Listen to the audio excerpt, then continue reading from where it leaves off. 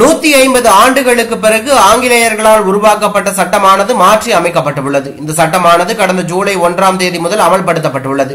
புதிய சட்டத்திற்கு எதிராக நாடு முழுவதும் வழக்கறிஞர்கள் போராட்டம் நடத்தி வருகிறார்கள். எதிர்க்கட்சிகளும் எதிர்ப்பு தெரிவித்துள்ளார்கள். இந்த நிலையில் அதிமுக பொதுச் செயலாளர் எடப்பாடி பழனிசாமி மத்திய அரசின் அறிமுகப்படுத்தியுள்ள புதிய சட்டத்திற்கு ஆங்கிலத்தில் பெயர் வைக்காமல் இந்தியை திணிப்பதாக கூறியுள்ளது. இதனை அடுத்து மத்திய அரசுக்கு எதிராக முதல் முறையாக அதிமுக சார்பாக போராட்டம் அறிவித்துள்ளார்.